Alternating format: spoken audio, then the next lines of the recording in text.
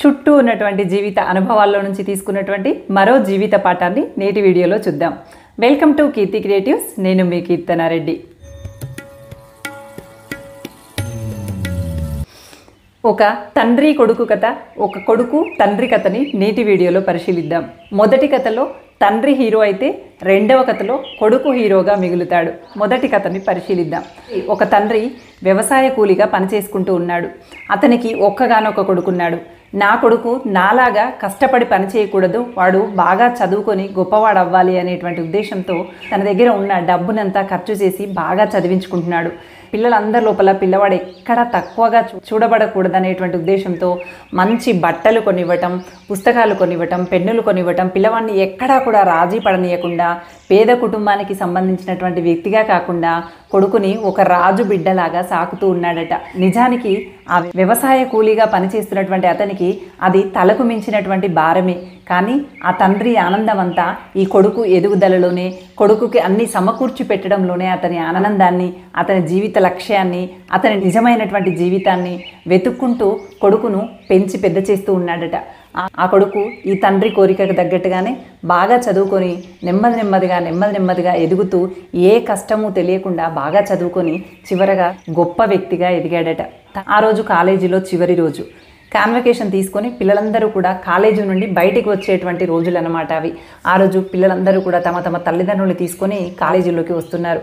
కానీ ఈ బాబుకి మాత్రం తన తండ్రిని కాలేజీకి తీసుకురావాలంటే చాలా అవమానంగా ఫీల్ అయ్యాడు. ఎందుకంటే వ్యవసాయ కూలీగా ఉన్నటువంటి నాన్న చర్మం మొత్తం ముడతలు పడిపోయింది, జుట్టు మొత్తం తెల్లగా మారిపోయింది, ధోతి కట్టుకొని ఉన్నాడు. అతని ముఖ కవలికలన్నీ కూడా ముసలి రూపంలోకి మారిపోయాయి. అతన్ని తీసుకొచ్చి తన నాన్న అని చెప్పుకోవటానికి తనకు సిగ్గుగా అనిపించింది. అందరి ముందు తన తండ్రిని తీసుకెళ్ళి అందరికీ పరిచయం చేయటం ఇతనికి నామూషిగా అనిపించింది. ఒంటరిగా వెళ్ళి తన కాన్వికేషన్ని తెచ్చుకున్నాడు.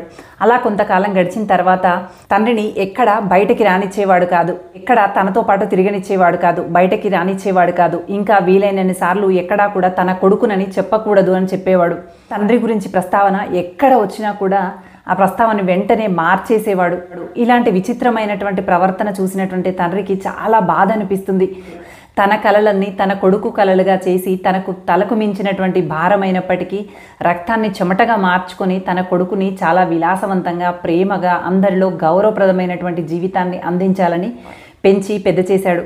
కానీ అలా పెరిగినటువంటి కొడుకు చివరగా ఎవరైతే తన ఎదుగుదలకి ఆసరాగా నిలిచినటువంటి తండ్రి ఉన్నాడో ఆ తండ్రినే చులకనగా, అందరిలో ఇతను కనుక బహిర్గతమైతే తన విలువ తగ్గిపోతుందన్నట్లుగా భావించడం మొదలెట్టాడు. అది చూసినటువంటి తండ్రి మనసు తల్లడిల్లిపోయింది. కానీ తనకు తానే సమర్థించుకున్నాడు. నిజమే కదా, నా కొడుకు సూటు బూటు వేసుకొని చాలా ముచ్చటగా, అందంగా, ముద్దుగా ఉన్నాడు. కానీ నేను ఇలాంటి ధోతితో, ముడతపడినటువంటి చర్మంతో, తెల్లబారినటువంటి వెంట్రుకలతో, పాలిపోయినటువంటి ముఖంతో వాడి తండ్రినని చెప్పుకుంటే పాపం వాడి విలువ తగ్గుతుంది కదా అని చెప్పి తండ్రి కూడా ఒక గదికే పరిమితమైపోయాడు. తనకు తానుగా నిర్బంధించుకొని గదికే పరిమితమైపోయాడు. ఇలా కొంతకాలం గడుస్తూ వస్తుంది. ఒకరోజు తమ గ్రూప్లో వన్ ఆఫ్ ది మెంబర్గా ఉన్నటువంటి ఒక అమ్మాయి తన తండ్రిని తీసుకొచ్చి అందరికీ పరిచయం చేసి, నేను ఇవాళ ఈ స్థితిలో ఉండటానికి కారణం మా నాన్న అని చెప్పి అందరి ముందు వాళ్ళ నాన్న పాదాలపై పడి, నాన్న మళ్ళీ జన్మంటూ ఉంటే నీ కూతురుగానే పుట్టాలి అని చెప్పి అందరి ముందు వాళ్ళ నాన్నని గర్వంగా పరిచయం చేస్తుంది. ఇక్కడ తన తండ్రి స్వీపర్గా పనిచేస్తూ ఉంటాడు. స్వీపర్ అయినంత మాత్రం చేత ఎక్కడా కూడా తన తండ్రిని తక్కువగా చూడలేదు. తండ్రి చేసేటువంటి వృత్తి పట్ల తను ఎంతో నిబద్ధతగా ఉంటాడని చెప్పి తన గురించి ఎంతో గొప్పగా చెప్పింది. ఇక్కడ ఏ పని చేస్తున్నామనేది ముఖ్యం కాదు, ఏ పనిలో అయినా నిబద్ధత, పని పట్ల గౌరవం కలిగి ఉండటం అనేది ముఖ్యం. ఏ వృత్తినైనా గౌరవించటం అనేది అందరం నేర్చుకోవాల్సినటువంటి విషయం అనమాట. దీనినే మనం డిగ్నిటీ ఆఫ్ లేబర్ అంటాము. ఏ పని చేస్తున్నాము అనేది కాదండి, ఎంత చిన్న పనైనా కావచ్చు, అది ఎలాంటి పనైనా కావచ్చు, కానీ ఆ వృత్తి పట్ల నిజమైనటువంటి అంకిత భావం, నిబద్ధత, గౌరవప్రదమైనటువంటి ఆలోచన విధానం ఉన్నట్లయితే ఏ పని అయినా గొప్పదే. చెడు పని, తప్పుడు పని కానంత వరకు కష్టపడి చేసుకునేటువంటి ఏ పని అయినా గొప్పదనే చెప్పవచ్చు. ఇక్కడ ఈ అమ్మాయి తండ్రి కూడా స్వీపర్గా పనిచేస్తున్నప్పటికీ ఈ అమ్మాయి సగర్వంగా తన తండ్రి గురించి చెప్పి తన తండ్రి పాదాలపై పడి అందరి ముందు ఆశీర్వాదం తీసుకుంది. తన తండ్రి స్వీపర్గా ఎంత కష్టపడ్డాడు, తన ఎదుగుదలకి తన రక్తాన్ని చెమటగా ఎలా మార్చుకున్నాడు అనేటువంటి అంశాన్ని చెప్తూ తన తండ్రిని గట్టిగా హత్తుకుంది. వెంటనే ఇదంతా చూస్తున్నటువంటి ఆ అబ్బాయి కళ్ళలో నీళ్లు తిరిగాయి. నా కోసం మా నాన్న ఎంత కష్టపడ్డాడో కదా, తండ్రిని ఎంత అవమానించానా అని చెప్పి మదనపడుతూ తలదించుకున్నాడు. ఇలాంటి వాళ్ళు సమాజంలో లేరంటారా? చదువుకునేటువంటి వయసు వాళ్ళు కావచ్చు, టీనేజ్ పిల్లలు కావచ్చు, ఉద్యోగం చేసేటువంటి వాళ్ళు కావచ్చు, తమ తల్లిదండ్రులు అందంగా లేరనో, అందమైనటువంటి వస్త్రాలు వేసుకోలేదనో, తలకు రంగు లేదనో, ముఖ కవలికలు మారాయనో తల్లిదండ్రులని ఎప్పుడూ కూడా అందరి ముందు పరిచయం చేసుకోవటానికి సిగ్గుపడకండి. ఎందుకంటే వాళ్ళు ముందుగానే ముసలితనం రావడానికి కారణం మీ గురించి అధికంగా ఆలోచించడం, మీ గురించి అధికంగా శ్రమించటం వల్లనే వాళ్ళ వయసు తొందరగా పెద్ద వయసుగా మారింది. మీ గురించి అతిగా శ్రమించటం వల్లనే వాళ్ళ జుట్టు తొందరగా తెల్లబడిపోయింది. మీ గురించి అధికంగా పొదుపు చేయటం వల్లనే వాళ్ళ బట్టలు పాతబడిపోయినాయి. మీ గురించి ఆలోచించడం వల్లనే వాళ్ళ రక్తం చెమటగా మారి వాళ్ళ ముఖ వర్చస్సు మారిపోయింది. ఇది గుర్తుపెట్టుకొని మీ తల్లిదండ్రులు ఎలా ఉన్నా వాళ్ళు మీ అమ్మ నాన్న అనే విషయాన్ని అర్థం చేసుకొని ఎంతమందిలో ఉన్నా మీరు ఏ స్థాయికి ఎదిగినా వాళ్ళని అందరి ముందు పరిచయం చేయటానికి, వాళ్ళ పట్ల మీ ప్రేమని వ్యక్తపరచటానికి ఎప్పుడూ వెనకాడకండి. మా నాన్న ధోతి కట్టుకున్నాడు, మా అమ్మ గోసి పోసుకొని ఉంది, అందరిలో తీసుకెళ్తే నవ్వుల పాలవుతామేమో అని చెప్పి ఎప్పుడు కుచితంగా ఆలోచించకండి. వాళ్ళు మన అమ్మ నాన్న, మనకి జన్మనిచ్చినటువంటి తల్లిదండ్రులు. ఎవరో ఏదో అనుకుంటారని మనకు జన్మనిచ్చినటువంటి తల్లిదండ్రుల్ని మనం తక్కువ చూడాల్సినటువంటి అవసరం లేదు. వాళ్ళు మిమ్మల్ని జ్యోతిలా వెలిగించడం కోసం కొవ్వొత్తిలా కరిగిపోయినటువంటి వాళ్ళు. అలాంటి వాళ్ళని సరైనటువంటి గౌరవం ఇచ్చి సగౌరవంగా అందరి ముందు వాళ్ళ ప్రేమని, ఆశీర్వాదాలని స్వీకరిస్తూ అందరి ముందు వాళ్ళ ప్రేమను పొందుతూ వాళ్ళ గొప్పతనాన్ని ప్రపంచానికి తెలియజేస్తూ ముందుకు సాగాలి తప్ప ఎప్పుడు కూడా తల్లిదండ్రులను తగ్గించడం అనేది సరైనటువంటి విషయం కానే కాదు. ఈ కథలో నిజమైనటువంటి హీరో తండ్రి తన జీవితాన్ని త్యాగం చేసి తన కొడుకుని గొప్ప స్థాయిలో నిలబెట్టడం కోసం తను తెర వెనకాలే ఉండిపోయాడు. తన కలల్ని, తన కొడుకు కలల్ని అన్నీ కలిపి తన కొడుకులోనే చూసుకున్నాడు. తను కొవ్వొత్తిలా కరిగిపోతూ కొడుకును జ్యోతిలా వెలిగించినటువంటి తండ్రి ఈ కథలో హీరో. ఇక మనం అనుకున్నటువంటి కొడుకు తండ్రిల కథను పరిశీలించినట్లయితే ఈ కథలో కొడుకు హీరోగా కనిపిస్తాడు మనకి. కొడుకు తండ్రి కథలో కూడా తండ్రి కష్టపడి కొడుకును చదివిస్తూ ఉంటాడు. కొడుకు బాగా చదువుకుంటూ ఉంటాడు, ప్రయోజకుడు అయ్యే వైపే అడుగులు వేస్తూ ఉంటాడు. అయితే ఈ తండ్రి ఎట్లాగో నా కొడుకు ప్రయోజకుడు అవుతున్నాడు కదా అన్నట్లుగా అశ్రద్ధగా కొన్ని చెడు స్నేహాలు చేస్తూ, చెడు వైపుగా ఆలోచిస్తూ అధికంగా అప్పులు చేయటం, అనవసరమైనటువంటి చోట డబ్బులని దుబారా చేయటం, విలాసవంతమైనటువంటి జీవితాలకి అలవాటు పడటం, ఎలాగూ నా కొడుకు ప్రయోజకుడు అవుతాడు, బాగా చదువుతున్నాడు, మంచి ఉద్యోగం చేస్తాడు అన్నట్టుగా ధైర్యంతో ఇతడు అన్నీ కూడా జల్సాలు చేస్తూ ఉంటాడు. ఇలా కొంతకాలం అయ్యేటప్పటికి తండ్రి దగ్గర ఉన్నటువంటి ఆస్తి కాస్త కరిగిపోతుంది. కానీ కొడుకు చాలా కష్టపడి ఉద్యోగం సాధిస్తాడు.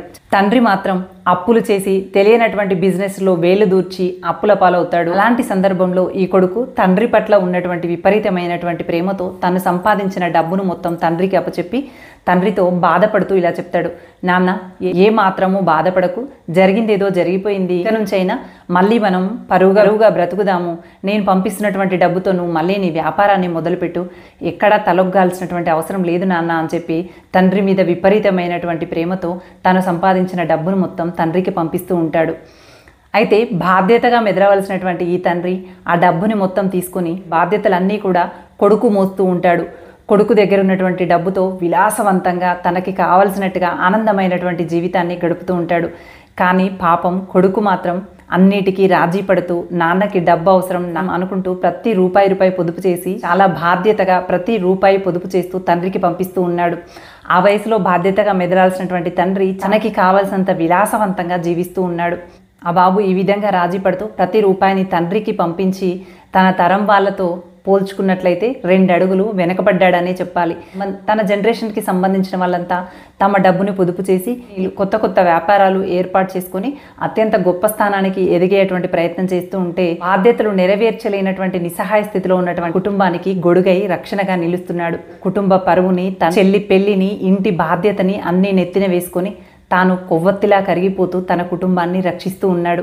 ఇక్కడ ఈ కథలో కొడుకు హీరో. తన బాధ్యతని మధ్యలో విస్మరించడం వల్ల అప్పుల్లో కూరుకుపోయినటువంటి కుటుంబాన్ని కొడుకు దారికైతే తీసుకువచ్చాడు. కానీ తన తరం పిల్లలతో పోల్చుకున్నట్లయితే ఆ కొడుకు 2 అడుగులు వెనకబడ్డాడనే చెప్పాలి. అదే తండ్రి సరైనటువంటి సహకారాన్ని గనక అందించినట్లయితే కొడుకు ఆ తరం పిల్లలతో పోల్చుకున్నప్పుడు వాళ్ళందరితో పాటుగా ముందుకు వెళ్ళేవాడు, మరింత గొప్ప స్థానంలో ఉండేవాడు. కొడుకు మంచి పిల్లవాడు కాబట్టి అవన్నీ స్వార్థంగా ఏది ఆలోచించకుండా తన కుటుంబ రక్షణే ప్రథమ ధ్యేయంగా ముందుకు నడిచినటువంటి మంచి స్వభావం కలిగినటువంటి పిల్లవాడు. ఇలాంటి తండ్రులు కనుక ఎవరైనా ఉన్నట్లయితే తన కొడుకు సంపాదిస్తాడు, కొడుకు సంపాదనపై ఆధారపడదాము అనేటువంటి ఆలోచన కలిగినటువంటి ప్రతి తల్లిదండ్రులు ఆలోచించండి. నిజమేనండి, కొడుకులు సంపాదిస్తారు, కానీ వాళ్ళ జీవితం అంటూ మొదలవుతుంది. వాళ్ళ జనరేషన్లో పోటీ ఉంటుంది. ఆ పోటీని తట్టుకొని వాళ్ళ జనరేషన్తో పాటుగా పిల్లవాడు ఎదిగేలాగా మనం చేయుతనివ్వాలి. అంతే తప్ప పిల్లవాడు సంపాదించినటువంటి సంపాదన పైన మనం ఆధారపడుతూ ఆ పిల్లవాడిని ఆ తరం వాళ్ళతో పోల్చి చూస్తే మన పిల్లవాడు వెనకబడేలాగా మన ప్రవర్తన ఉండకూడదు. మరీ కష్టంలో ఉంటే, తప్పనటువంటి పరిస్థితుల్లో ఉంటే వాడుకోవటం వేరు, కానీ బాధ్యతలనే విస్మరించి పిల్లల యొక్క సంపాదనని మాత్రం ఎప్పుడూ ఏ తండ్రి దుర్వినియోగం చేయకండి. ఒకవేళ మీరు అలా చేసినట్లయితే వాళ్ళని వెనక్కి తోసిన వాళ్ళు మీరే అవుతారు. పిల్లల సంపాదన పైన ఆధారపడాలని ఎప్పుడూ ఆలోచించకండి.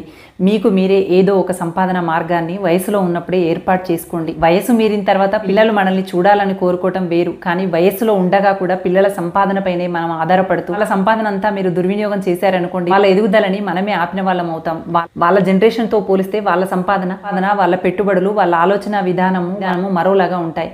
కానీ ఆ కళలన్నీ చంపేసుకొని మన కోసం వాళ్ళు రాజీ పడుతూ ఉంటారని. అంత ప్రయోజకులైనటువంటి పిల్లలు, అంత ప్రేమ స్వభావం కలిగినటువంటి మన పిల్లల జీవితాలని మనమే వెనక్కి లాక్కురావటం అనేది ఎంతవరకు సబబు మీరే చెప్పండి. అందుకని ప్రతి తండ్రి కూడా బాధ్యతాయుతమైనటువంటి తండ్రిగా మెదులుతూ తమ జీవితంలో తాము నిలదొక్కుంటూ, పిల్లలు కూడా వాళ్ళ జీవిత ప్రస్థానంలో వాళ్ళు అగ్రస్థానంలో ఉండేలాగా అక్కడ కూడా వెనకబడేటువంటి పరిస్థితులను అంతట మనంగా సృష్టించకూడదు. విధివశాత్తు జరగటం వేరు, మనకు మనంగా సమస్యలని సృష్టించటం వేరు. పిల్లల పట్ల తగు బాధ్యతాయుతమైనటువంటి ప్రవర్తన కలిగి, చూశారు కదా, 2 కథల్లో కూడా రకాలైనటువంటి జీవిత నేపథ్యాలు ఉంటాయి. ఇవన్నీ ఏవి కట్టుకథలు కావు, మన చుట్టూ ఉన్నటువంటి వాళ్ళ జీవితాల్లో జరుగుతున్నటువంటి సంఘటనలే. జీవిత పాఠాల ఆధారంగానే కదా మనం కూడా మన జీవితంలో అలా జరగకుండా కాపాడుకునేటువంటి అవకాశాలను సృష్టించుకోగలిగేది. ఎవరి బాధ్యతతో వాళ్ళు మెదులుతూ అందరూ సుఖ సంతోషాలతో ఉండాలని కోరుకుంటూ thank you for watching. Bye.